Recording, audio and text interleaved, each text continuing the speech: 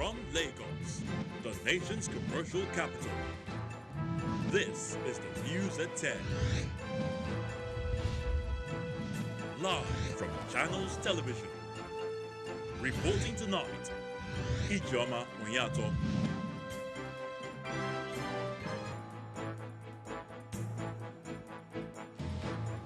Hello and welcome. Christmas presents for the Nigerian police. Federal government takes steps to address the welfare of police officers, approves 20% salary upgrade for officers and men of the force. 15 suspected invaders of Justice Mary Odili's home arraigned in Abuja court. 12 of them granted bail in the sum of 5 million naira each and 2 sureties in like sum.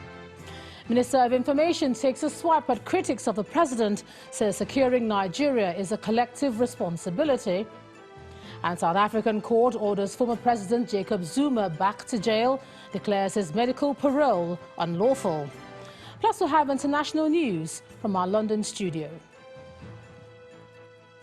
On business news tonight, Nigeria's headline inflation rate slows to 15.40% in November, its lowest level within 12 months. On sports news tonight, Barcelona and Argentina striker Sergio Aguero announces his retirement from football just over a month after the 33-year-old was diagnosed with a heart problem. And from the Federal Capital Territory, Gender Equality Bill suffers another setback in the Senate, as sponsor is advised to step it down for further consultation after lawmakers expressed concern with certain reservations in the bill.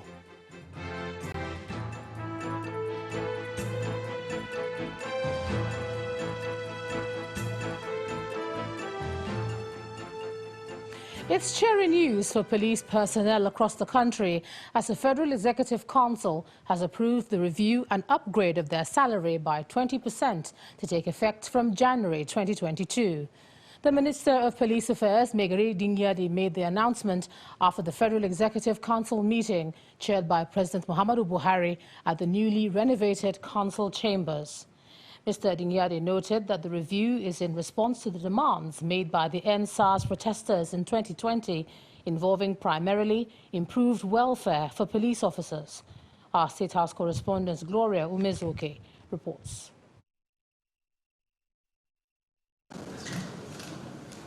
President Muhammadu Buhari resumed the Federal Executive Council meeting at the newly renovated council chamber, which was closed since April 2021 for upgrade with funds from the Central Bank of Nigeria. During the meeting, the council approved a review of police salaries. The Minister of Police Affairs, Mr. Megari Dingyadi, explains that the approval includes a review of police tour and shift allowance.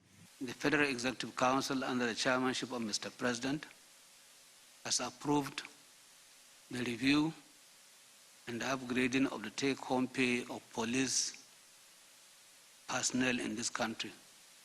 You will recall that in October 2020, this country was rocked with NSAS protests. Mr. President had to address the nation and appeal for calm, after which he promised Nigerians that the salary of police officers will be reviewed, will be improved to enhance their take-home pay in recognition of the services they have been rendering to this country in the areas of maintenance of peace and tranquility. Upon assumption into office in April 2021, the Inspector General of Police, Mr. Usman Alkali Baba, highlighted the need to improve the welfare of officers. Earlier in 2018, the issue of the welfare of police officers was raised by some lawmakers. It would later become one of the focal points of the End SARS protest in 2020. All these have apparently yielded results with the latest decision, even though the finance minister affirms that the new proposed review is not captured in the 2022 budget. Not provided for in the budget. It just came to council today.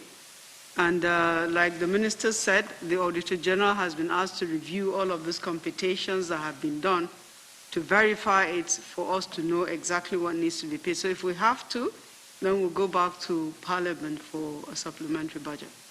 But the effective date is still January. Whenever the assessment is done, the payment will be from January. For the Minister of Police Affairs, the optimism is huge, particularly when viewed through the lens of the salaries of other officers in neighboring countries. In Ghana, for instance, a police constable earns the equivalent of 200,000 naira averagely per month against his counterpart in Nigeria, who earns 50,000 naira. 20% of campus. According to the Police Affairs Minister, the council also approved tax waivers of 18.6 billion naira for junior officers, among other benefits. The minister had earlier in November 2021 announced that the new salary package was underway, but no one really knew how soon. Now that a review is in full swing, the minister is confident that this is the right stimulus for improved services from the police. From the presidential villa, Gloria Umezuke, Channels Television News. To the judiciary now, the Federal High Court Abuja has granted bail in the sum of 5 million naira each to 12 of the 15 persons arraigned today over the siege laid to the residence of the Supreme Court Justice Mary Odili on October the 29th, 2021.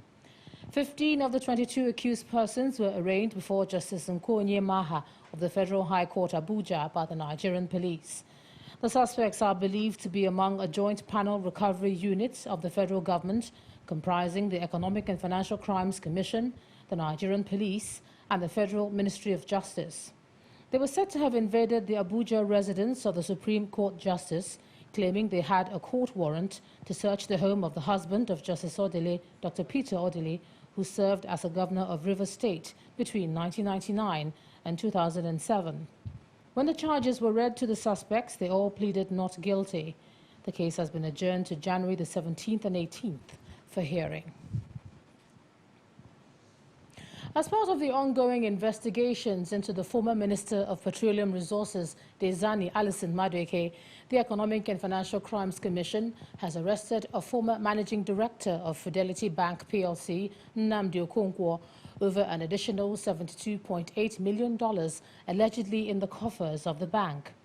In a statement, the EFCC explains that Mr. Okonkwo, who is currently the chairman of First Bank Holding, had earlier been grilled, along others, over the sums of $153 million and $115 million by the Commission.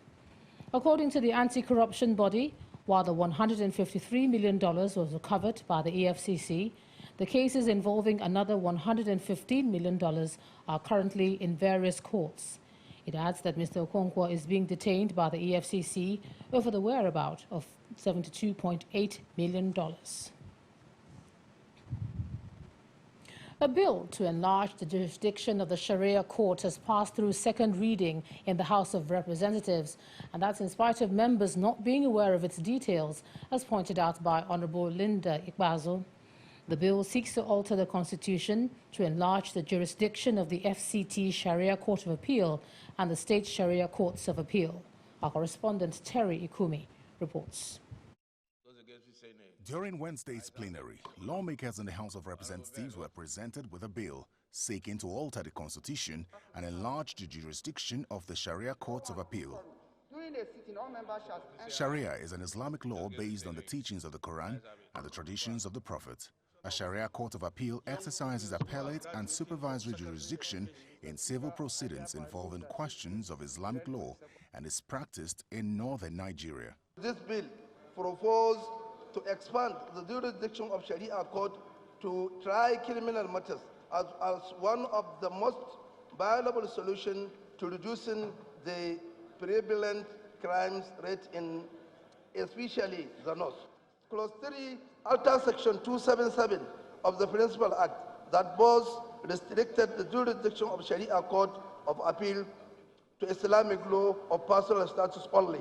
I think we need to have details first. However, one lawmaker is concerned that the details of such an important bill was not made available to allow members decide on whether or not to support it. Given the kind of practice we have in Nigeria, one needs to actually look at where he wants to enlarge or expand it to. before it can even be passed, because we have to be very, very careful in the things we pass here. The Speaker admits that the details should have been provided to lawmakers, yet he goes ahead to put the matter to vote. Honorable Salame and anybody else, I mean, it's important, Honorable Linda's observation, that for us to contribute meaningfully to a debate, even on general principles, it's good to have the details, even on the general principles. So I'll just put the question. Those in support, please say aye. Those against, please say nay. Ayes have it. The next stop for the bill is the desk of the Committee on Constitution Amendment, headed by the Deputy Speaker. Terry Ikumi, Channels Television News. In other stories, the Minister of Information has taken a swipe at some leaders whom he says are criticizing the present administration over the security challenges in the country. At a press briefing in Abuja, Mr. Lai Mohammed noted that the use of insulting words, especially by leaders, can only overheat the polity and heighten tension. He says it's untrue and smacks of dirty politics to say that the president has nothing more to offer. The polity has recently been awash with heightened commentary on the security situation in the country. The commentary has been triggered by genuine concerns in some circles and crass politicking or sheer absurdity in others. Since assuming office in 2015, President Muhammadu Buhari has continued to make the issue of security a major plank of his administration's policy. This is not a surprise, considering the fact that the fight against insecurity is one of the 3 priority areas of the APC-led federal government. Yes, the security situation has continued to pose a great challenge. But amidst the cacophony of voices, President Muhammadu Buhari continues to do much more to keep Nigeria safe. To say he has nothing more to offer is untrue, fallacious, and smacks of dirty politicking. By boosting the number and capacity of our fighting forces, the President is putting them in good stead to tackle insecurity, not just during the life of his administration, but long after he would have left office. We wish to say that the use of incendiary and insulting words, especially by leaders of all hues, can only overheat the polity and heighten tension. More on security. A member of the Kaduna State House of Assembly representing Giwa constituency, Rilwanu Gadagau, has been killed by bandits on the Kaduna-Zaria Expressway. The lawmaker, who was the chairman, House Committee on Local Government and Rural Development, was killed by the bandits who attacked travelers on the road on Monday night, and his lifeless body was discovered earlier today. A relative of the lawmaker told our correspondent that his body was found near Mawai village, just about 13 kilometers to Zaria city. Another traveler, Wansani Dugara, was also reportedly killed by bandits, who was also kidnapped over 30 others during the operation that lasted for over 2 hours. In part 2, after the break, gender equality bill suffers another setback in the Senate. Sponsor advised to step it down for further consultations with lawmakers following some members' reservations on the document. That's in a moment. To join us again.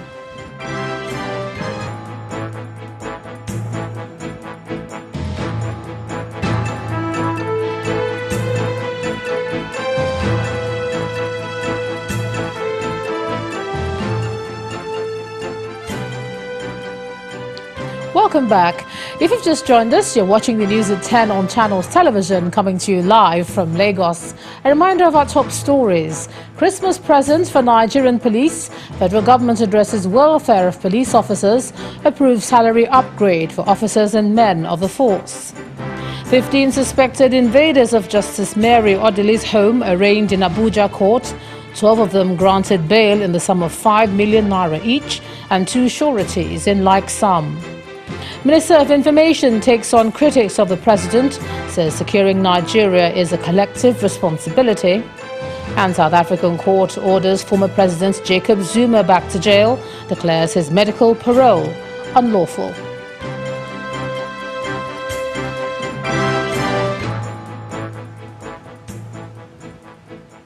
The Vice President, Professor Yemi Osinbajo, has described the Presidential Enabling Business Environment Council as a game-changing initiative that's removed some of the bottlenecks associated with doing business in the country. Speaking at its 5th anniversary in Abuja, Professor Osinbajo said in spite of the progress recorded by the Council, more still needs to be done to make things even better.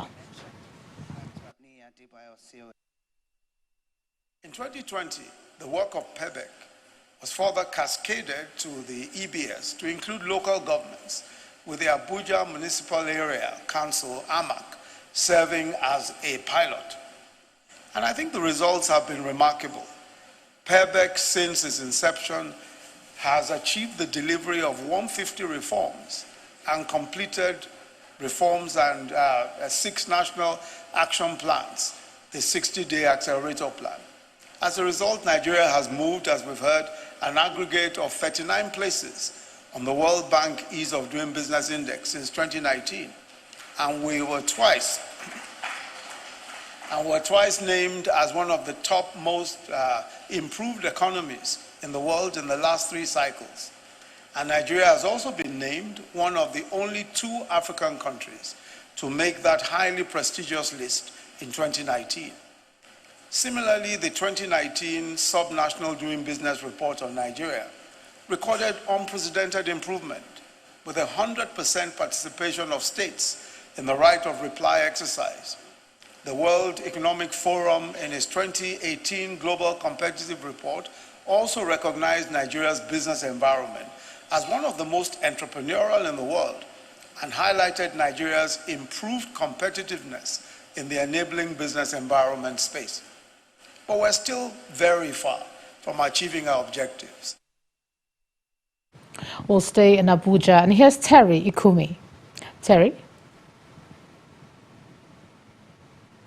Efforts aimed at eliminating all forms of discrimination against women through legislation have suffered another setback in the Senate.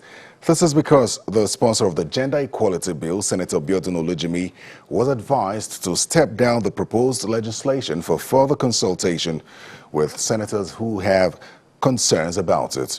The bill was tabled for second reading in today's plenary session and was designed to address issues on the appointment and representation of women in decision-making positions and structures. Our correspondent Linda Akigbe reports.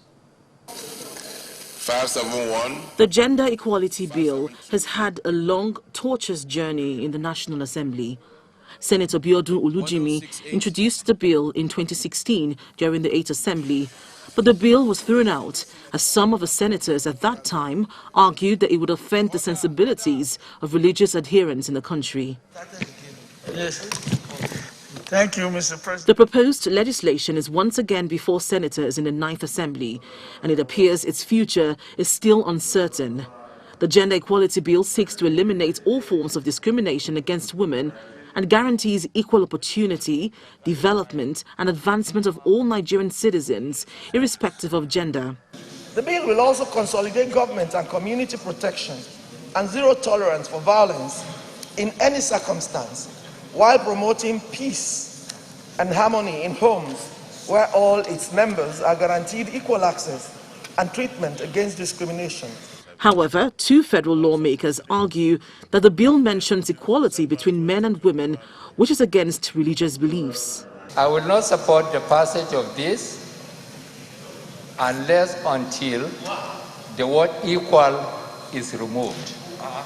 If we now have debate on the Gender Opportunities Bill, fine. But when you bring equality into it, it infringes into the practice of Islamic religion. But some senators argue in favor of the bill.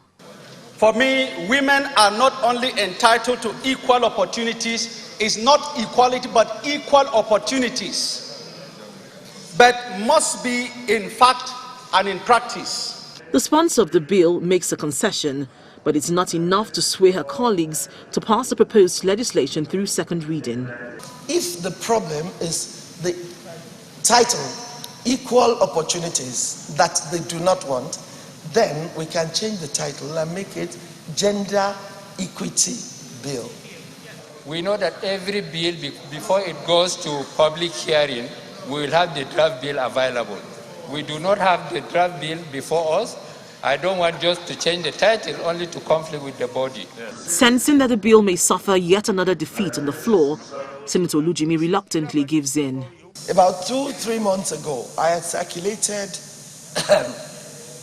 copies of the bill.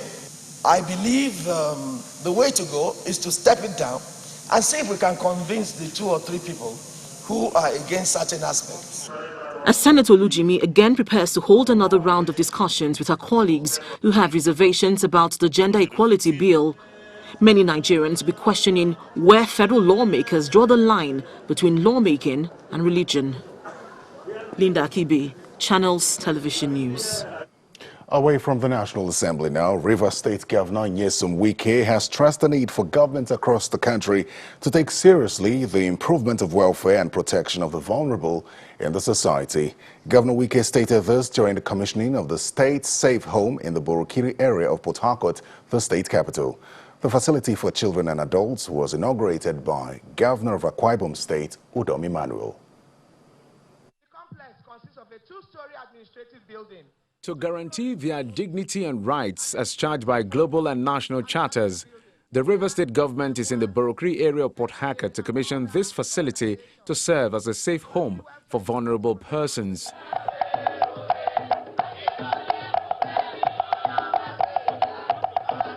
Situated on a 6.8 square meters of land, the facility to be commissioned by Governor Udom Emmanuel of Akwa Ibom State will provide accommodation for hostels, libraries, magistrate and high court, administrative offices for the management and rights protection groups.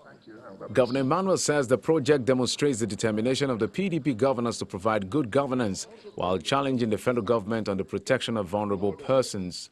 I know all the wives of the governors in the country had gone ahead to launch this in different states. But we must match action with words. So it should actually be encouraged. So I call on the Minister of Humanitarian Affairs. Let the federal government lead the way, not the state government in matters like this. According to Governor Wike, every government should see the provision of infrastructure and care for the vulnerable as a special project. We're only interested in constructing roads. We're only interested in constructing schools, hospitals, and the rest of it. But one major aspect that government forgets is the less privileged, the vulnerable. We do not think that we owe them that duty to also protect them. But again, the problem I've had here is when the commissioner was talking about those who have been molested, everything appears to be female, but you don't talk about male who are assaulted. Women assault young ones. So those ones, where would they be? So let us not, just think it's only for women. It's also for young boys who are also assaulted, so they can also have some psychological debriefing. The project is then commissioned as Governor Wike takes his guest on a tour of the facility. This project is considered a major step by the Wike administration to guarantee equal rights and justice in Rivers State. Well, staying with infrastructure developments, the Minister of the Federal Capital Territory, Malam Mohammed Bello, is optimistic that the land swap initiative of this administration will reduce the housing deficit within the nation's capital. In June this year, the Federal Executive Council approved the resumption of the scheme. The initiative, which was introduced by the administration of the former FCT Minister, Alhaji Bala Mohammed, who is now the Governor of Abuja State, was suspended in 2001. Speaking at the flag-off of the Gwagwa District Phase 4, Malam Bello said the scheme is designed to remedy the infrastructure deficit in the nation's capital. The adoption of the land swap infrastructure swap initiative, which is wholly private sector driven, is to provide needed infrastructure into the city. The program, as I said, was initiated by the previous FCT administration to grant land to private investors, and this is done according to law, because this particular initiative is recognized under Section 8 of the Land Use Act, which calls for private sector collaboration to integrate real property development with infrastructure provision. The basic concept of this program is to grant an agreed percentage of land to an investor for comprehensive development, and in exchange for this grant, the investor is to provide both specified infrastructure as well as resettlement cost.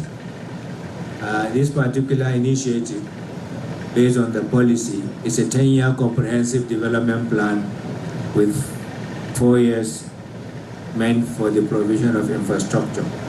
And its primary objective in the simplest form include the encouragement of home ownership and reduction in the housing deficit in the FCT, the provision of infrastructure in designated districts, finding lasting solution to the resettlement and compensation challenges, and overall making sure that there is real estate development in the FCT. Still ahead on the news at 10. Nigeria's headline inflation rate slows to 15.40% in November, its lowest within 12 months. That's after the break. Please stay with us.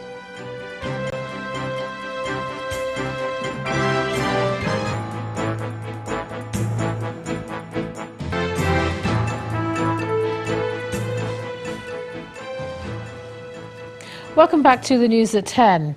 1,000 women and youths have graduated from the second edition of the Catalyst for Change Women Empowerment Initiative, organized by Caris and Elias Foundation. The initiative, sponsored by Coca-Cola Foundation, was also offered 200 exceptional participants various startup kits.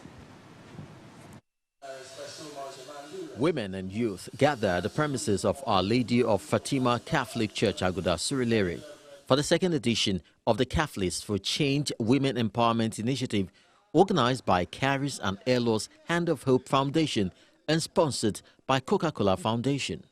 After this class, that October last year, my life took a turnaround, like a beautiful turnaround.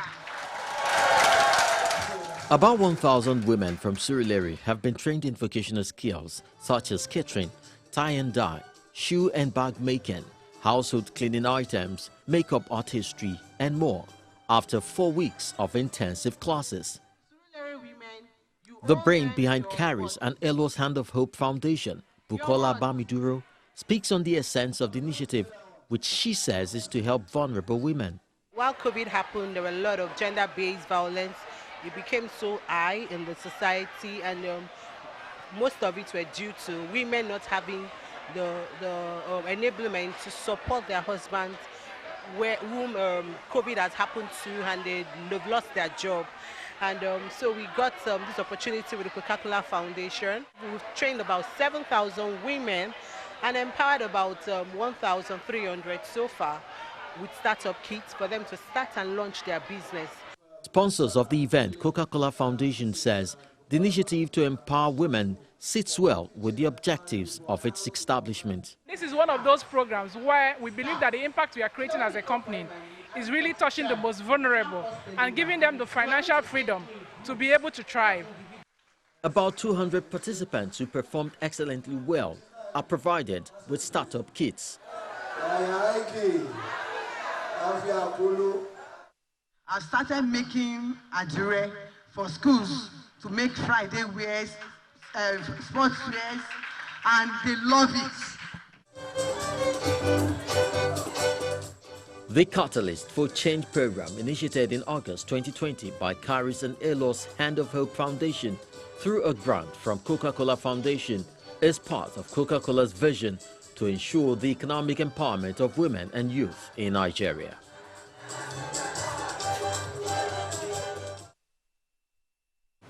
Let's take a look at some business news. Here's Anne Waudu. So easy, so simple. Dial *894# now to experience it. You first, First Bank.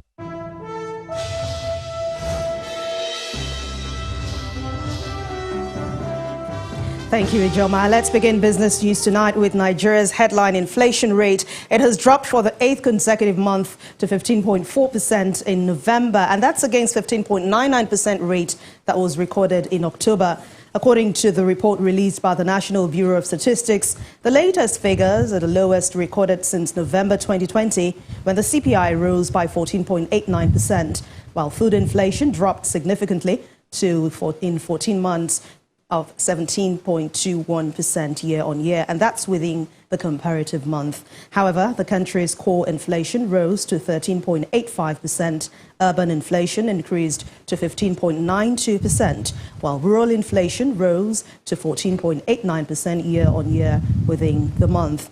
Meanwhile, on a month-on-month basis, the headline index increased by 0.10%, while food inflation climbed by 0.16% in November, due to increase in price of basic food commodities, with Gombe as the state with the highest inflation rate and Kwara as the state with the lowest.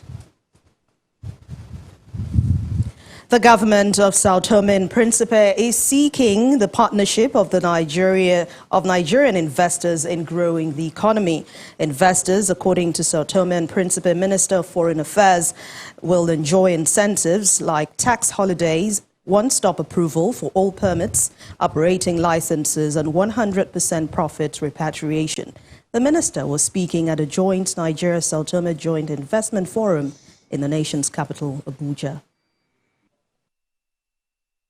This forum represents also a platform for those that desire to benefit from the potentialities of investment in Sao Tome and Principe in several areas, as we have here listed: oil and gas, agro-industry, manufacturing, bank and finance sector, tourism, fishery, among many others.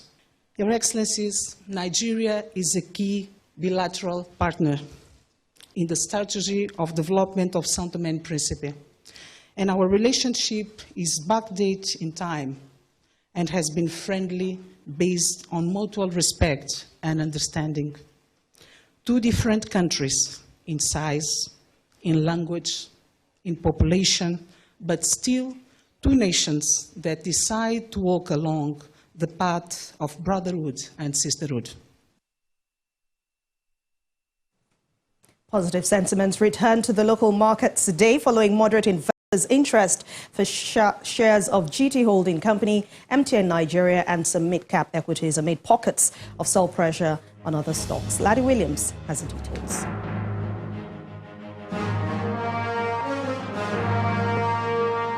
Hello and welcome to the Stock Market Report. Well, it's barely 7 days before Christmas for the trading week at the equities market, and it seems Santa Claus is taking his time to visit the market. But it's interesting to know that some of the losses recorded on Tuesday are recovered. A moderate 0.09% rebound is what was regained on the benchmark indicator of stocks performance, which translates to about 21 billion naira recovered in terms of value. And this comes largely on MTN Nigeria's mild gain, while some consumer goods and as well as the insurance sector components added to the support, which countered losses from their counterparts from banking, industrial goods, as well as the oil and gas sector. On the other hand, sentiment on the activity chart turned slightly sour today as volume and deals of shares transacted ended in red, while value traded rose by 14%. Well, we have just 2 days left within the third trading week of the month, and traders say they still anticipate that oscillation at the markets will continue before they can expect a Santa Claus rally for the local exchange in the coming days. And that's the Stock Market Report. I'm Laddie Williams. It's back to you.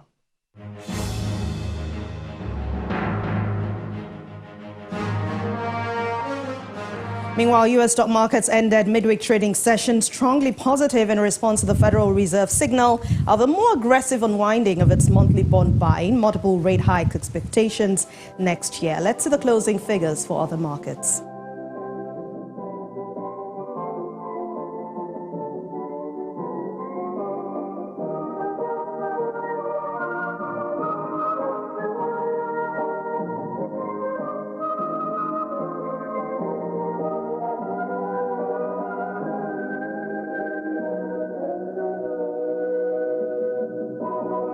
It's the midweek edition of Business News tonight. Thank you for watching. I'm Anne Nwawadu. It's back to you, Joma. Banking so easy, so simple. Dial star 894 hash now to experience it. You first, First Bank. Thanks a lot, Anne. Hero Lager is partnering with the Nigerian Professional Football League to further promote the game of football in Nigeria. Known as the preferred lager in the southeast, Enyimba, Heartland, Rangers, FC Fanyoba and Abia Warriors will now enjoy the compliments of being officially sponsored by the brand. International Breweries PLC takes its investment in Nigeria football a notch further.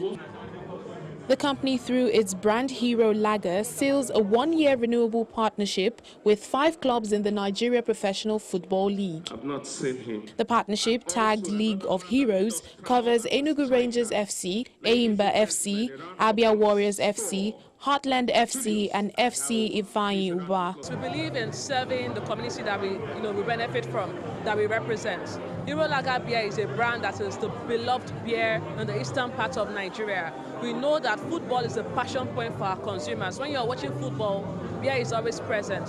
Just like our brand beer, football brings people together, and that creates that happiness, that joy, that celebration. So we really feel responsible to invest in local football in Nigeria, to develop the league. For us, the value we bring is beyond just the money or the sponsorship. Is how can we bring visibility to the league? How can we develop the talents? How can we give them exposure? How can we really bring development to local football in Nigeria? The league management company is delighted with Hero Lager's commitment to reward consumers for their passion for the Nigeria League. Well, it creates value for us because International Breweries, of course, Hero is quite a very big brand. You have seen what we did with Budweiser. So it created the market with us, and they're going to do a massive activation that will put the league on the eyes and in the minds and in the hearts of the people. And do will now ensure that other brands will take note, they'll come on board. And also, we need to have more visibility. We'll have, and of course, we have some finances that will help us grab our programs as well. So it's win-win for them, and they too will have a platform which is very big to also service their own customers and their own market as well. So it works for everybody. When people see, they come to the stadium, they look at around them, they see Hero all over the place. I think it gets them attracted to the brand, and the clubs on the side, the benefit is a kind of a symbiotic kind of thing. That's the partnership that we're talking about here. The partnership is expected to bring more excitement to the Nigerian elite division and fans of the southeastern clubs. League of Heroes. Now let's bring you an update on the ongoing investigations into the former Minister of Petroleum Resources, our former Managing Director of Fidelity Bank PLC, Nnamdi Okonkwo, who reported at the EFCC office in Lagos today over an additional $72.8 million allegedly in the coffers of the bank, has returned home after being granted administrative bail. Mr. Okonkwo was questioned by the EFCC over the whereabouts of $72.8 million as part of the ongoing investigations into the former Minister of Petroleum Resources, Diezani Alison Madueke, by the Economic and Financial Crimes Commission. In a statement, the EFCC explains that Mr. Okonkwo had earlier been questioned alongside others over the sums of $153 million and $115 million by the Commission.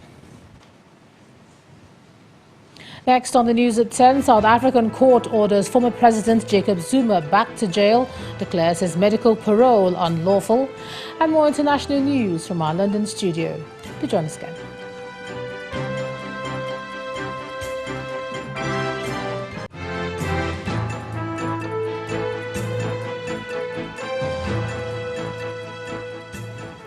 Welcome back to the legal drama of the former South African President Jacob Zuma. The Department of Correctional Services says it will appeal the court's decision to declare his medical parole unlawful. Earlier, the court ordered that the 79-year-old return to prison after he was granted medical parole 2 months into his 15-month prison sentence on contempt charges linked to a corruption inquiry. Simon Pusey has more on this and other international news in Around the World in 5.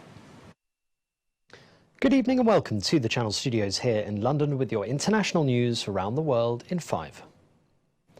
Police in Germany have launched a series of raids on anti-vaccination activists after a plot was uncovered to murder the state's prime minister for backing coronavirus measures. Police released a series of photographs of one of the suspects being led away by officers. The searches in the city of Dresden targeted individual members where plans for the killing were discussed in connection with the state's government's coronavirus curbs. Prime Minister Michael Kretschmer, seen here in November, was targeted by far-right anti-vaxxers who plotted violence with crossbows. Germany's new Chancellor, Olaf Scholz, said this tiny minority of uninhibited extremists would not be allowed to impose their will on society. Firefighters in Hong Kong say a blaze that left more than 100 people trapped at the province's World Trade Center is now under control. An eyewitness video showed thick smoke rising from the building moments after the fire started. It broke out in a utility room at a lower level of the building's mall at noon before it spread to bamboo scaffolding cladding the exterior. Photos uploaded to social media showed over 100 people trapped on the roof of the building. No fatalities have been reported and rescue operations are still underway. A court in Germany has sentenced a Russian man to life in prison for shooting dead a Georgian of Chechen ethnicity in a Berlin park 2 years ago. Judges said the Russian state had ordered the murder, which it denies. Vadim Krasikov was found guilty of gunning down Zelimkhan Khangoshvili at close range in August 2019. Russia's president has told Xi Jinping that relations between Russia and China have reached a new breakthrough level. He was speaking as the leaders held a meeting via video link. Russia has cultivated closer ties with China as its relations with the West have worsened, and Putin has used the partnership as a way of balancing US influence while striking lucrative deals, especially on energy.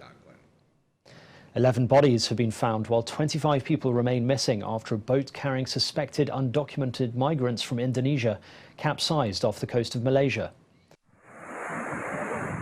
There were 14 people reported safe among the estimated 50 aboard the boat, which capsized off the southern Johor state around 4:30 a.m. The survivors and the boat were found on a beach in Tanjung Balau, and the Malaysian Maritime Enforcement Agency said a search and rescue operation had been launched for those missing. South Africa's High Court has ordered former President Jacob Zuma to return to jail after setting aside the decision to release him on a medical parole. The 79-year-old began medical parole in September and is serving a 15-month sentence for contempt of court. The legal processes against Zuma for alleged corruption are widely viewed as a test of post-apartheid South Africa's ability to enforce rule of law, particularly against powerful, well-connected people.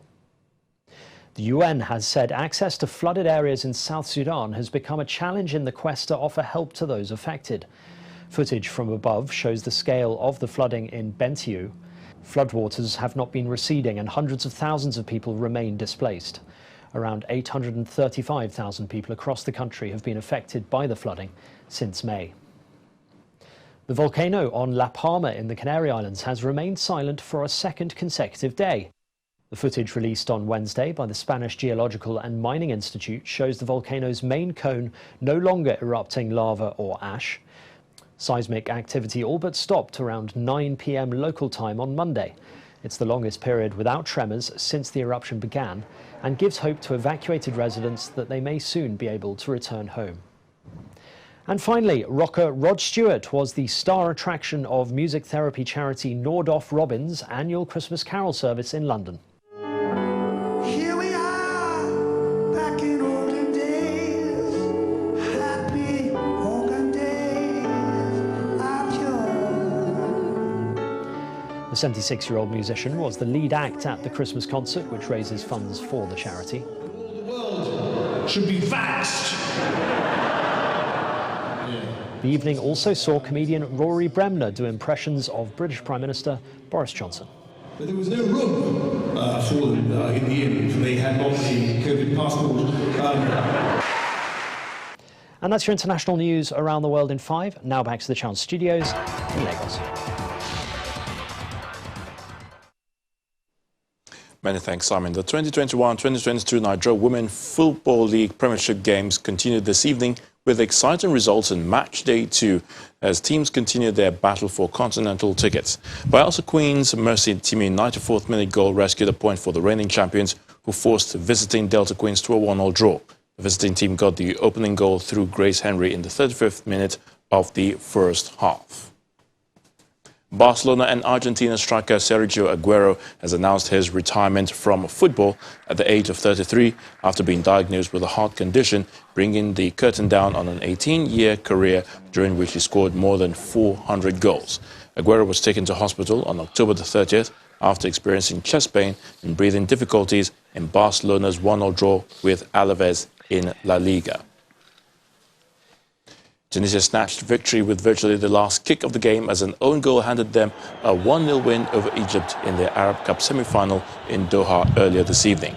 The Egypt captain Amir El Soulaya flicked the last gap free kick into his own net 4 minutes into stoppage time to break the deadlock between the North African rivals at the newly built stadium at 974 on the outskirts of the Qatari capital. And Sir Lewis Hamilton has been knighted in recognition of a glittering career in Formula One just days after he controversially lost out on a record 8th title. Hamilton was dubbed a knight by the Prince of Wales during a Windsor Castle investiture ceremony on Wednesday. And that's sports news.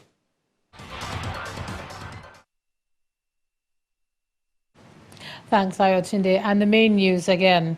The federal government today approved 20% salary upgrade for officers and men of the Nigerian police in what could be described as a Christmas present to the police personnel. And also today, a former managing director of Fidelity Bank was questioned in the EFCC over $72.8 million linked to the former petroleum minister Dezani Alison Madueke was allegedly lodged in Fidelity Bank. He's been released on administrative bail. That's the news at 10 tonight. Thanks a lot for staying with us. I'm Ijoma Hunyato. Good night.